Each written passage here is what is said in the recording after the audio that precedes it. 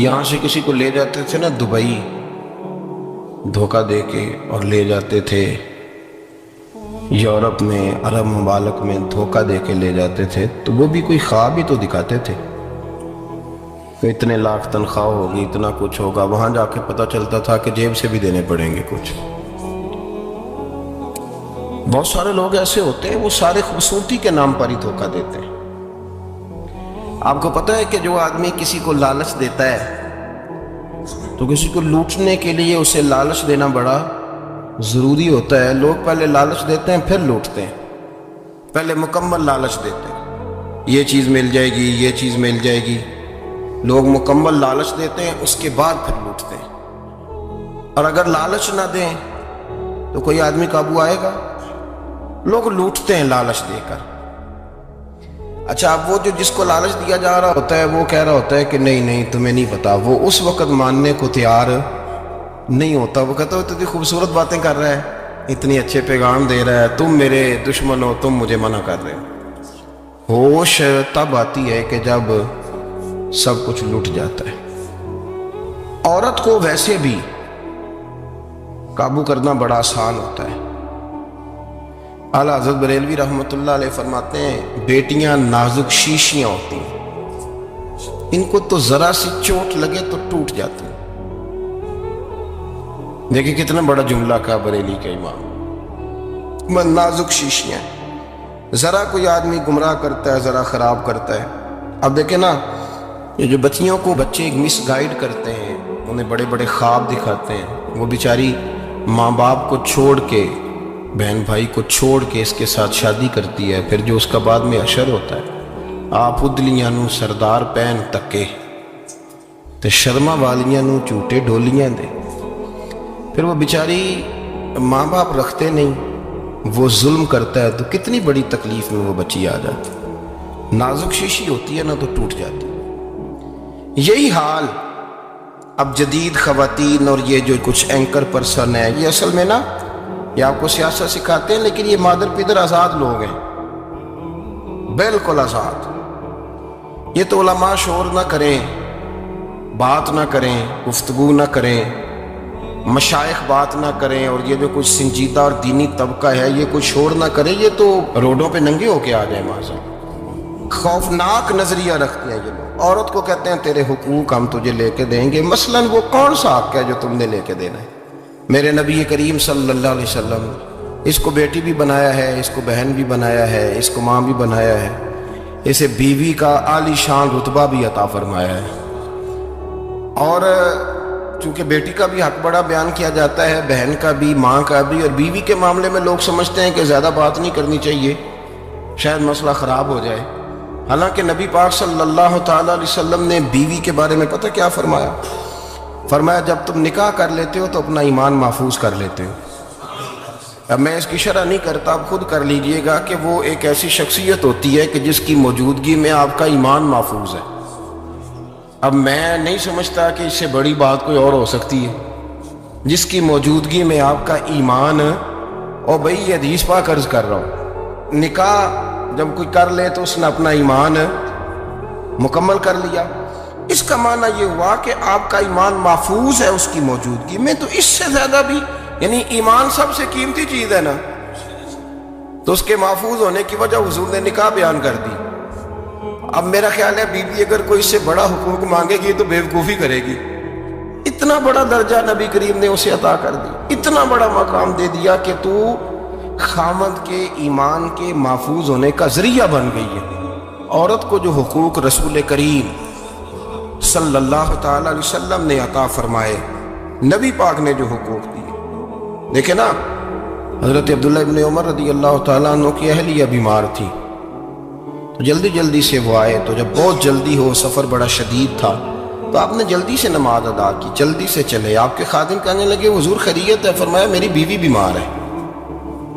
تو اس نے عرض کی حضور آپ کی اہلیہ بیمار ہے، تو آپ نے نماز بھی جلدی سے پڑھی، سفر بھی جلدی جلدی کیا۔ تو فرمانے لگے یہ وہ چیزیں ہیں جو ہمیں مدینے والے رسول نے سکھائی ہیں۔ آپ اس کیفیات کو سمجھیں کہ حضور صلی اللہ علیہ وسلم نے درس دیا۔ اور پھر ایک اور بہت بڑی بات، یہ فضیلت کسی اور کو نہیں دی، جو عورت کو حضور نے فضیلت دی، یہ فضیلت کسی اور کو نہیں دی۔ کبھی حضور نے فرمایا ہے کہ تمہارا ابا تمہارے ساتھ بہت سخت رویہ کرے تو تم نے اس کو اس سختی پر داد دینی ہے؟ فرمایا چلو اگر وہ زیادتی بھی کرے تو تم نے اس کے ساتھ سلوک اچھا ہی کرنا ہے۔ لیکن آپ ایک بات کو سمجھے نا کہ بچے کے بارے میں، بیٹے کے بارے میں، بیٹی کے بارے میں فرمایا 10 سال کے ہو کے نماز نہ پڑھے تو سختی کرو، تمہارا ڈنڈا بھی لٹکنا چاہیے۔ بہت ساری جگہوں پہ بہت سارے لوگوں کے لیے سختی کا حکم دیا، لیکن عورت کے لیے حضور نے جو جملے کہے، اصل میں ہم سمجھتے ہیں کہ یہ ایک بات ہے، مشہور ہو گئی ہے روایت حدیث، تو بس اس کے پس منظر پر اور جملوں کے حسن پر شاید معاذ اللہ غور کرنے کی ضرورت نہیں۔ ذرا اس لفظ کی تاثیر پر غور کریں۔ حضور نے فرمایا عورت ٹیڑھی پسلی سے پیدا کی گئی ہے، یہ ٹیڑھی ہے، تو سیدھا کرنے کی کوشش کرو گے تو ٹوٹ جائے گی۔ تو حضور پھر ہمارے لیے حکم کیا ہے؟ فرمایا جیسی ہے تم اسی کے ساتھ نبھا کرو۔ آپ سمجھیں کہ اتنا محفوظ حضور نے درجہ دے دیا بی بی کو، اتنا محفوظ کہ فرمایا غلطی بھی ہو تو میرے غلاموں تم اس کے ساتھ نبھا کرو، گزارا کر لو۔ کو کیا اور حق چاہیے عورت کو جس کو اس کی غلطیوں سمیت نبی پاک نے قبول کرنے کا حکم دے دیا کہ اس کی کمزوریوں سمیت قبول کر لو۔ اب اس کو اور کیا کوئی کمزوریوں سمیت قبول کرتا ہے؟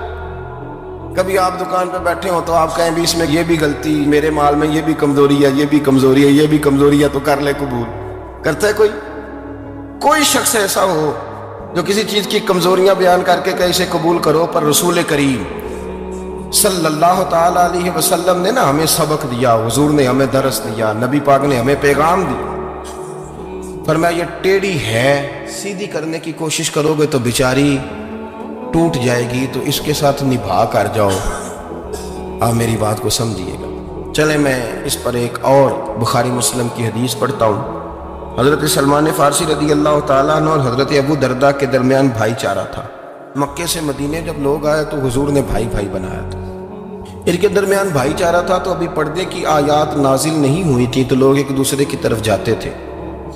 حضرت سلمان فارسی رضی اللہ تعالیٰ عنہ حضرت ابو درداء رضی اللہ تعالیٰ عنہ کے گھر میں تشریف لے گئے تو دیکھا کہ ان کی بیوی بڑی غمگین بیٹھی۔ تو ہم نے فرمایا بہن کیا ہوا؟ تو کہنے لگی تمہارے بھائی کو دلچسپی کوئی نہیں رہی، ہر روز روزہ رکھ لیتا ہے اور ساری ساری رات نفل پڑھتا ہے۔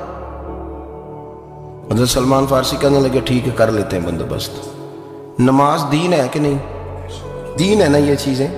لیکن حضرت سلمان فارسی جناب ابو درداء سے کہنے لگے آج میں نے تیرے گھر میں رہنا رات کو، کیونکہ وہ تو ساری رات نماز پڑھتے تھے، نفل پڑھتے تھے۔ انہوں نے کہا ٹھیک ہے، ایک بستر لا کے بچھا دیا حضرت سلمان فارسی کے لیے۔ سلمان فارسی فرمانے لگے دوسرا بھی لا۔ کہا وہ کیا کرنا ہے؟ فرمانے لگے تو نے بھی سونا ہے، میں نے بھی سونا ہے، تو نے بھی سونا ہے، عشاء پڑھیں گے اور پھر دونوں سوئیں گے۔ کہا میں نے تو نماز پڑھنی ہے۔ فرمایا تہجد کے وقت اٹھ کے پڑھیں گے، اللہ کے رسول بھی رات آخری حصے میں جا کے نماز پڑھتے ہیں۔ ادھر ساتھ سلا لیا، وہ تھوڑی کو دیر سوئے، اب عادت تھی ساری رات اٹھنے کی، ذرا اٹھنے لگے بستر سے تو حضرت سلمان فارسی فرمایا چپ کر کے سو جا، وہ بڑی رات پڑی ہوئی، چپ کر کے سو جا۔ وہ لیٹ گئے، پھر اٹھنے لگے تو فرمایا سو جا چپ کر کے، بڑا ٹائم ہے۔ سحری کے وقت اٹھے، نفل پڑھے، ان کا ارادہ تھا روزہ رکھنے کا، تو فرمانے لگے کل رکھا تھا نا نفلی روزہ، جی رکھا تھا، پرسوں بھی رکھا تھا، ترسوں بھی رکھا تھا۔ فرمایا آج نہیں رکھنا، آج میں تیرا مہمان ہوں، سارا دن کٹھے مل کے روٹیاں کھائیں گے، آج نہیں روزہ رکھنا، سلا دیا۔ اب حضرت ابو درداء رضی اللہ تعالیٰ عنہ کہہ تو کچھ نہ سکے، پر کہنے لگے سلمان تم پتہ ہے تم کیا کر رہے ہو، نہ تم نے مجھے رات اٹھ کے زیادہ نفل پڑھنے دیے، سویرے روزہ نہیں رکھنے دیا۔ تو حضرت سلمان فارسی کہنے لگے کوئی لمبی بات تو نہیں نا، چلتے ہیں نا ابھی فجر میں مسجد نبی میں، تو نبی پاک کو بتاتے ہیں سرکار دو عالم علیہ السلام کی خدمت میں تو اپنی بات کرنا، میں اپنی کروں گا، حضور نتیجے کا اعلان فرما دیں گے، بات طے ہو جائے گی۔ حاضر خدمت ہوئے، عرض کی یا رسول اللہ صلی اللہ تعالی علیہ وسلم یہ ساری رات نفل پڑھتے ہیں، ہر روز روزہ رکھتے ہیں، ان کی اہلیہ غمگین بیٹھی ہیں، حکم فرمائیں۔ تو نبی پاک صلی اللہ علیہ وسلم نے فرمایا پھر ہوا کیا؟ یا رسول اللہ میں نے رات سلایا ہے، سحری میں اٹھایا ہے، سویرے روزہ نہیں رکھنے دیا۔ نبی پاک نے فرمایا سلمان فارسی نے ٹھیک کیا، سلمان فارسی نے ٹھیک کیا۔ پھر حضور نے فرمایا، نبی کریم نے فرمایا ابو درداء تیرے اوپر اگر اللہ کا حق ہے، اس کے رسول کا حق ہے، دین کا حق ہے، تو فرمایا تیری آنکھ کا بھی تیرے اوپر حق ہے، تیرے وجود کا بھی تیرے اوپر حق ہے. یہ حضور نے فرمایا تیرے بچوں کا بھی تیرے اوپر حق ہے, تیری بیوی کا بھی تیرے اوپر حق. اس حق کو بھی سمجھے. حقوق اللہ بھی ہیں, پر تیری آنکھ کا بھی تیرے اوپر. کیا مانا کہ تیری آنکھ سونا چاہتی ہے تو اسے سلا بھی. تیرے وجود کا بھی تیرے اوپر حق. تو تیرا وجود آرام کرنا چاہتا ہے تو اسے آرام بھی کرا. اور پھر وہاں نبی پاک صلی اللہ علیہ وسلم نے فرمایا میں تم سب, سننا یہ لفظ حدیث کے, حضور نے اسی موقع پر فرمایا میں تم سب سے زیادہ اپنے رب کو جانتا ہوں اور میں تم سب سے بڑھ کر اپنے رب سے ڈرتا ہوں. حضور فرمانے لگے میں روزہ بھی رکھتا ہوں, افطار بھی کرتا ہوں, یعنی کبھی رکھتا ہوں اور کبھی نہیں رکھتا. فرمایا میں نفل بھی پڑھتا ہوں اور اپنی بیویوں کو وقت بھی دیتا ہوں. سرکار مسجد میں بھی آتے تھے, نواسوں کے ساتھ کھیلا بھی کرتے, ان کے ساتھ پیار بھی کرتے. تو اتنے بڑے حقوق حضور نے بیان فرمائے عورتوں کے کہ تمہاری بیوی کا بھی تمہارے اوپر. لو ایک حدیث بخاری کی اور یہاں بیان کر دیتا ہوں.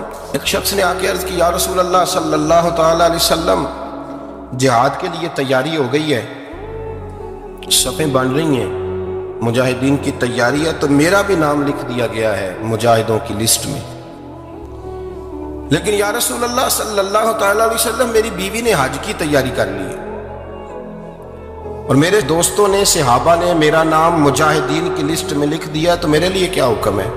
یہ بخاری مسلم ہے.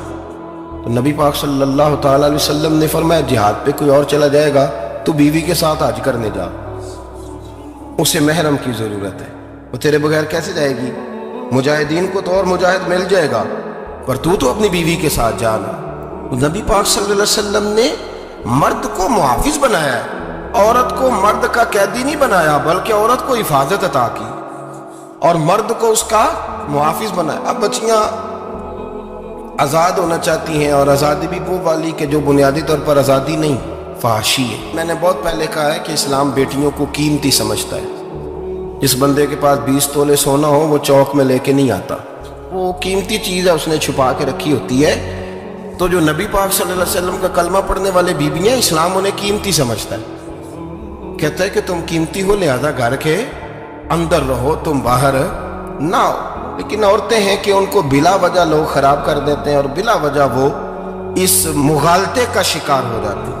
اب آگے بڑھتے ہیں. قرآن مجید نے سورہ نور کی آیت نمبر 30 میں کہا کہ کل للمؤمنین یغضوا من ابصارہم, فرمایا کہ اے محبوب علیہ السلام مومن مردوں سے کہہ دو کہ اپنی نظریں جھکا کے رکھیں, اپنی نظریں. اور اگلی آیت میں فرمایا وَقُلْ لِلْمُؤْمِنَاتِ یغضضن من ابصارہن, فرمایا کہ اے محبوب مومن عورتوں سے بھی کہہ دو کہ اپنی نظریں جھکا. مرد بھی اپنی نظر جھکا کے رکھے گا عورت کی طرف, لیکن یہ ساری پابندی صرف مرد پر نہیں, عورت بھی غیر محرم کا چہرہ نہیں دیکھے گی, اس پر بھی اسی طرح نظر جھکانے کا حکم ہے جس طرح کہ وہ ہر دکاندار کو بھائی جان کہہ کے گفتگو کرنے کی اس کو بھی اجازت نہیں ہے کہ وہ سمجھے کہ پابندی تو مرد نے کرنی تھی, میں نے تھوڑی کرنی تھی. وہ جس کے پاس جائے, جہاں بھی جائے, ڈاکٹر کے پاس جائے, باہر جائے, تو وہ جس طرح مرضی اس کا دل چاہے وہ بات چیت کرے, اس کی عورت کو بھی اجازت اسلام نہیں دیتا. بنیادی طور پہ اسلام شرم و حیا کا دین ہے, حیا کی بات کرتا ہے. حیا کی جب ہم تعریف کرتے ہیں تو حیا کی تعریف یہ ہے کہ کوئی کبھی چیز دیکھ کے نا تو آپ کی طبیعت میں کراہت محسوس ہو, آپ کوئی غلط جملہ منہ سے نکالتے ہوئے ذرا جھجکیں, آپ کوئی غلط بات کرتے ہوئے تھوڑا بوجھ محسوس کریں. ہمارے ہاں تیزی سے فروغ پایا ہے بے حیائی میں. سنگیوں کی محفلیں, یاروں کی محفلیں, اس میں غلیظ گفتگو ہوتی ہے الا ماشاء. جن دوستوں کو بڑی پاک صاف گفتگو کرنی چاہیے. دوستی کا رشتہ بڑا مقدس رشتہ ہے, جو یہاں ایک دوسرے سے پیار کریں گے جنت میں بھی اکٹھے داخل کیے جائیں گے. شرط یہ ہے کہ پیار اللہ رسول کی رضا کے لیے ہو, لیکن اس کے اندر اگر آپ کی گفتگو کچی ہو, کمزور ہو, فحاشی والی ہو, عریانی والی ہو. ہمارے ہاں تو اب اس کو لوگ فیشن سمجھتے ہیں, اس کو مردانگی کی علامت سمجھتے ہیں کہ وہ جی ساری باتیں جی وہاں ہو گئی, اور جس کا جو جی چاہا اس نے کہا. آپ جب حیا کے دائرے میں ہوتے ہیں تو آپ خود بھی سکون محسوس کرتے ہیں. دیکھیں نا, آپ کو نیند سکون سے کہاں آتی ہے؟ جہاں کمرہ بند ہو, چاروں جانب دیوار ہے, اوپر چھت ہے, खाली दरवाज़ा भी खुला हुआ हो ना, तो जब बंदा सुकून लेना चाहता है तो कहता है यार ज़रा दरवाज़ा ज़रा बंद कर दो। वो अच्छी तरह अपने आप को छुपा लेता है ना हया के पर्दे में, तो अल्लाह उसे सुकून अता करता है। और जो उससे भी ज़्यादा ठंडी नींद में जाना चाहता है वो कहता है लाइट भी बंद कर दो। अब वो मुकम्मल तौर पे समझता है कि मैं चारों जानिब से छुप गया हूँ, अगर मैं खुल के भी सो जाऊँगा तो मेरा चूँकि पर्दा कायम है तो मुझे कोई दुश्वारी नहीं हो। आप जब छुप जाते हैं, जब आप हया के अंदर सिमट जाते हैं, जब आप चादर के अंदर आ जाते हैं, तो आप बहुत सारी जगहों पे आसानी महसूस करते। तो हया तो आपको सुकून देती है, हया तो दिल को राहत देती है। मैं बड़ी जिम्मेदारी से बात अर्ज करता हूँ, कुरान मजीद ने ना एक मकाम पे मजाक को, एक मजा होता है खुशतबी, वो नहीं मजाक उड़ाना, कुरान पाक ने ना मजाक को एक जगह पे जाहिलों का तरीका भी करार दिया। बनी इसराइल के लोगों से हजरत मूसा ने कहा कि गाय ज़िबा करो और एक टुकड़ा मकतूल को मारो, जिंदा होके खुद बता देगा मुझे किस बंदे ने कत्ल किया। तो कहने लगे आप हमारे साथ मजाक कर रहे हैं। तो कुरान मजीद कहता है कि हजरत सैयदना मूसा अलैहिस्सलाम फरमाने लगे आऊज़ु बिल्लाहि अन अकून मिनल जाहिलीन, फरमाने लगे मैं अल्लाह की पनाह मांगता हूं कि मैं जाहिलों में से हो जाऊं। ये मजाक करना तो जाहिलों का तरीका है। अगर आपकी जुबान से बेहयाई का जुमला निकल गया, अगर आपकी जुबान से बेहयाई का जुमला निकल गया, आपने कह दिया कि हम आजाद लोग हैं, जो मर्जी करेंगे, जो मर्जी कहेंगे, जो हमारा दिल में आएगा करेंगे, तो फिर तो लोग आपका वो अशर करेंगे कि आपसे बर्दाश्त ही नहीं होगा। जिसका लोग मजाक बना लेते हैं और जो मजाक बन जाता है फिर उसे कुछ जीने देता है। आप हया की चादर में छुपेंगे तो बचेंगे। अगर आपने अपना मजाक बनवा लिया ये कह के कि मैंने मर्जी करनी है, फिर याद रखना छुपने को जगह नहीं मिलेगी, फिर तकलीफ में आ गए, फिर बहुत बड़ी अजियत का शिकार हो गए। शर्म व हया, अरब के अंदर जो कवारी लड़कियां थी उनमें बड़ी हया होती। अल्हम्दुलिल्लाह मैं बड़े फख्र से कहता हूँ कि मेरे पंजाब की, मेरे पाकिस्तान की बेटियां भी 20 दफ़ा उनका अब्बा कहे तेरी शादी करनी है तो वो आंख नहीं उठा पाती आज भी। ये तो वो चंद लोग हैं जो कहते हैं हम हाई क्लास हो गए, हमें नहीं पता कि वो रोशन ख्याल हो गए हैं कि रोगन ख्याल हो गए, पता नहीं किधर चले गए। वरना हमारी बेटियां आज भी जब उनसे उनका बाप, उनकी माँ बात करती है तेरी शादी की, तो वो तो शर्म के साथ पिछले से पिछले कमरे में छुपती हैं। ये अल्लाह ने फजल किया हुआ है इस मिल्लत पर। तो अरब की लड़की बड़ी हया वाली होती थी, उससे को बात करनी पड़ती थी तो 20 दफा बात की जाती, फिर भी वो औरत छुपती फिरती थी। हजरत आयशा सिद्दीका रदी अल्लाह ताला अन्हा फरमाने लगी मेरे नबी पाक सल्लल्लाहु अलैहि वसल्लम अरब की कवारी लड़कियों से भी ज्यादा हया करने वाले। कादी एजाज मालकी ने, शेख अब्दुल हक मुहद्दिस देलवी ने, दीगर बुजुर्ग जो सीरत निगार गुजरे, उन्होंने लिखा है कि नबी पाक सल्लल्लाहु अलैहि वसल्लम के अंदर 100 मर्दों से ज्यादा ताकत थी, 100 मर्दों से ज्यादा ताकत। अब जो बात कहने लगा हूं, जो नतीजा देने लगा हूं, उस पर खास तवज्जो आप फरमाएंगे। जरा फिक्री तौर पर, नजरियाती तौर पर एक चीज को समझिए। हम समझते हैं कि जवान लड़का है जी जो मर्जी करे, उम्र है जी। आप जरा बात पर गौर कीजिएगा कि हुजूर सल्लल्लाहु अलैहि वसल्लम में ताकत 100 मर्दों से ज्यादा है और हया कवारी लड़कियों से भी ज्यादा है। जरा इस बात का तकाबुली जायजा कीजिएगा कि ताकत 100 मर्द से ज्यादा है लेकिन हया कवारी लड़की से भी ज्यादा है। इसका माना ये हुआ कि जिस टहनी को फल ज्यादा लग जाते हैं वो झुका करती। तो हया तो हुस्न है, हया तो आपको पाक साफ करेगा, हया तो आपको निराला करेगा, अनोखा करेगा। वो हमारे एक दानिश वाले, तुमने मजमून लिखा, कुछ बातें बड़ी पसंद आती हैं। वो कहते हैं कि मेरी अहलिया, उनको भी किसी ने ना मिस गाइड कर दिया था, हालांकि अच्छी खातून है, किसी ने मिस गाइड कर दिया। तो वो भी समाजी और वेलफेयर और ये खवातीन को शौक होता ना बनने का, तो वो भी समाज के अंदर अच्छा मकाम तलाश करने के मूड में आ गई। तो कई एक दिन जाना था तो बड़ी बन सवर के मेरे साथ वो गाड़ी में बैठ गई। तो मैं गाड़ी में, औरतों को ये भी मसला होता है ना कि हमारी तारीफ करो, तो कई दफ़ा बाद मर्दों बेचारों को झूठ बोलना पड़ता है, तो ज़बरदस्ती कराती है ना जी। तो उसमें गुंजाइश भी दी है शरीयत ने गुंजाइश दी है कि कभी बीवी को राज़ी करने के लिए खिलाफ वाक़या बात करनी पड़े तो कर लेनी चाहिए। तो वो कराती भी हैं। 3 मौके पर खिलाफ वाक़या बात करने की इजाज़त ہے. واقعہ کے خلاف بھی آپ بات کر سکتے ہیں. جنگ کے موقع پر دو لوگوں کو صلح کرانے کے لیے اور بیوی کو راضی کرنے کے لیے کر لیں کوئی ایسی بات, بے شک اپنی طبیعت پہ جبر کر کے کر لیں, گنجائش ہے, اجازت ہے. تو وہ کہتے ہیں جب وہ گاڑی میں میرے ساتھ بیٹھی بن سور کے, تو وہ تقاضا کرنے لگی کہ میں نے مطلب بڑے اچھے کپڑے پہنے ہیں پر آپ نے توجہ نہیں کرائی. وہ سیاںا بندہ تھا, وہ چاہ رہا تھا کہ میری خاتون سمجھ جائے. وہ کہتے ہیں مجھے پتا تھا کہ بیچاری مس گائیڈ ہو گئی ہے, دل کی بڑی اچھی ہے, سیاਣੀ ہے, لیکن اس کو نا کچھ خواتین نے, کچھ لوگوں نے مل کے اس کو ذہن غلط کر دیا ہے کہ سماج میں نکلو, باہر جاؤ, کام کرو, فلاں کرو, اپنی مرضی سے جیو. تو میرے ساتھ گاڑی میں بیٹھی کہیں جانے کے لیے, تو مجھ سے کہنے لگی کہ آپ نے میری طرف توجہ ہی نہیں کی, آپ نے کوئی ذکر ہی نہیں کیا کہ میں کیسی لگ رہی ہوں. تو وہ کہتے ہیں میں نے اسے کہا کہ اگر تو ناراض نہ ہو تو پھر میں صحیح والی تعریف کر دوں. تو اس نے کہا کہ آپ کر دیں. تو کہتے ہیں میں نے درد سے اور خلوص سے اپنی بیوی سے کہا, خلوص کے ساتھ. میں نے کہا میں تو روز گھر ہوتا ہوں, روز شام کو گھر ہوتا ہوں, اگر تو میرے لیے تیار ہوتی تو میں تیری تعریف کرتا, لیکن آج تو باہر جانے کے لیے تیار ہوئی, تو پھر ان سے تعریف کی امید رکھ جن کے لیے تو نے تیاری کی ہے. میرے لیے تیاری کرتی تو میں تو ہر شام تیرے پاس ہوتا ہوں. کہتے ہو میرے لفظوں میں درد تھا تو وہ بھی رو پڑی. کہنے لگی آپ گاڑی روک دیں, مجھے باہر جا کے کسی کو راضی نہیں کرنا, میں نے اسے راضی کرنا ہے جس کو رب کریم نے میرا شوہر بنایا اور میرے لیے منتخب کیا ہے, میرے ماں باپ کو. میں واپس لوٹتی ہوں. یہ ایک پہلو ہے, سلگتا ہوں, اس کو سمجھا جائے. رسول کریم صلی اللہ علیہ وسلم عرب کی کواری لڑکیوں سے زیادہ حیا والے تھے, کواری لڑکیوں سے زیادہ حضور حیا فرمایا کرتے تھے. جب خانہ کعبہ کی مکہ شریف میں تعمیر ہو رہی تھی نا, اہل عرب اس کو تعمیر کر رہے تھے, تو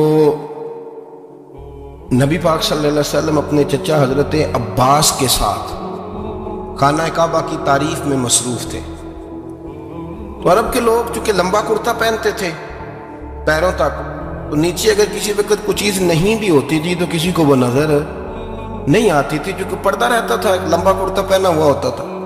تو جب بچے, سرکار کی عمر مبارک بھی ابھی تھوڑی تھی, تو اس طرح بچے جب نکلتے تو وہ کئی دفعہ اپنی تہمت اتار دیتے نیچے سے, اور کوئی مزدوری کرنے لگتے تو 3-4 طے کر کے نا تہمت کی کندھے پہ رکھ لیتے. جس طرح کبھی دیہاتوں میں لوگ کپڑا سر پہ رکھتے تھے کہ اوپر اگر کوئی وزنی چیز رکھیں گے تو وہ تکلیف نہیں دے گی.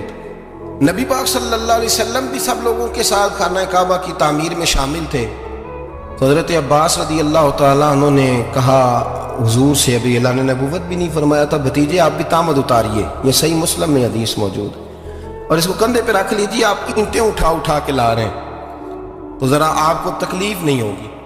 تو سرکار دو عالم صلی اللہ علیہ وسلم سے یہ بات کہی, اور پھر جلدی سے حضور کی تہمت کو نکال کے نا, حالانکہ لمبا کرتا پہنا ہوا, تو وہ جیسے ہی ان کے کندھے پہ رکھا اینٹیں رکھنے کے لیے, تو سرکار تو زمین پہ گر گئے, بے ہوش ہو گئے, آنکھیں آسمان کی طرف, اور پھر حضور پکار رہے ہیں آزاری آزاری آزاری, میرا تامت دے دو, میرا تامت دے دو. کبھی کوئی شخص اس وجہ سے بھی بے ہوش ہوا ہے کہ میرے وجود سے کپڑا اتر گیا, حالانکہ سرکار پر وہ بے ہوشی بھی نبی پاک کا وہ جو غلبہ ہے نا شرم و حیا کا, اس کی وجہ سے, ورنہ تو حضور فرماتے ہیں کہ میری آنکھیں سو جاتی ہیں, دل تو میرا اس عالم میں بھی جاگتا رہتا ہے. تو سرکار زمین پہ تشریف لے آئے, آنکھیں میرا تامت دے دو, میرا تامت دے دو. تو جلدی سے انہوں نے تامت دیا تو حضور نے باندھ لیا. پھر طبیعت مبارک میں تسلی ہوئی, یعنی ہم اس رسول کے غلام ہیں کہ جن کے تو وجود سے کپڑا اتر جائے تو حضور برداشت نہیں کرتے, قبول نہیں فرماتے, تکلیف شروع ہو جاتی. لیکن یہاں نوجوان ہیں اور بڑا قد کاٹ ہے اور بڑے بڑے سمجھدار لوگ ہیں, گرمی آتی ہے تو شارٹ کپڑے پہن کے گھومتے ہیں, ان کو خیال نہیں کہ یہ وہ والا لباس ہے جو باہر تو کیا گھر میں اماں کے سامنے نہیں پہننا چاہیے, بہنوں اور بیٹیوں کے سامنے نہیں پہننا چاہیے. آپ کی گفتگو میں شرم و حیا ہو, آپ کے لب و لہجے کے اندر حسن ہو. آپ کو پتہ ہے نبی پاک صلی اللہ علیہ وسلم نے فرمایا میری امت میں سب سے زیادہ حیا کرنے والے عثمان غنی ہیں, عثمان غنی سب سے زیادہ حیا کرنے والے. آپ فرمایا کرتے تھے جب سے حضور کا چہرہ دیکھا ہے میں نے کبھی اپنی شرمگاہ بھی نہیں دیکھی, میں نے آنکھوں کا وضو نہیں توڑا, اور جب سے حضور کے دست مبارک میں میں نے بیعت کے لیے سیدھا ہاتھ بڑھایا تو پھر سیدھا ہاتھ میں نے کبھی گندگی کو نہیں لگایا. حیا آپ باتھ روم کے اندر بھی غسل فرماتے تھے تو کپڑوں سمیت کرتے تھے. کسی نے کہا حضرت جی واش روم کے اندر کیوں نہیں کپڑے اتارتے؟ آپ فرمانے لگے باہر بندوں سے حیا کرتا ہوں، اندر جاتا ہوں تو رب سے حیا نہیں شروع ہو جاتا، وہ تو دیکھ رہا ہے نا.